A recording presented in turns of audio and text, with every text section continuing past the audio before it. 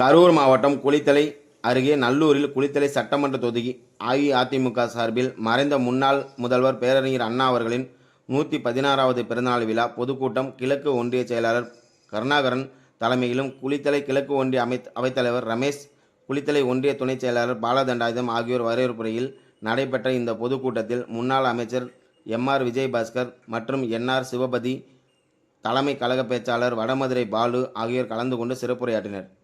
இந்நிகழ்ச்சியில் மாவட்ட அவைத்தலைவர் திருவிகா, மாவட்ட பொருளாளர் எம்.எஸ். கண்ணதாசன், மாவட்ட துணைச் செயலாளர் ஆலம் தங்கராஜ், மாவட்ட அண்ணா தொழிற்சங்க பேரவை மாவட்ட செயலாளர் திருநாகரசு, குளித்தலை சட்டமன்ற தொகுதிக்கு உட்பட்ட குளித்தலை நகர செயலாளர் ராஜாளி மணிகண்டன், ஒன்றிய செயலாளர்கள் டி. விஜயவிநாயகம், என்.ஆர். சந்திரசேகர், சேம்பர் ரங்கசாமி, இளங்குமரன் மற்றும் ஒன்றிய நகர பேரூர் கழக சார்பணி, அதிமுக நிர்வாகிகள், பொதுமக்கள் பலரும் கலந்து கொண்டனர்.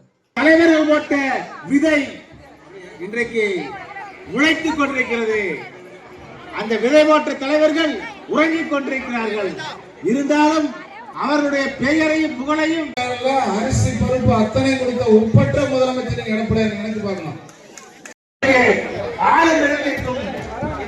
ஆட்சி செய்கின்றது.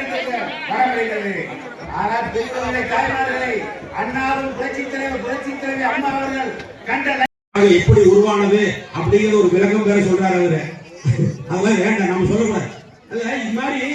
இந்த மாதிரியான ஒரு ஆட்சி தான் 2026 எடப்பாடியார் முதலமைச்சராக வருவார். மீண்டும் அத்தனை திட்டங்களும் மக்களுக்கு வழங்கப்படும் என்று உறுதி சொல்லி இருக்கிறார்.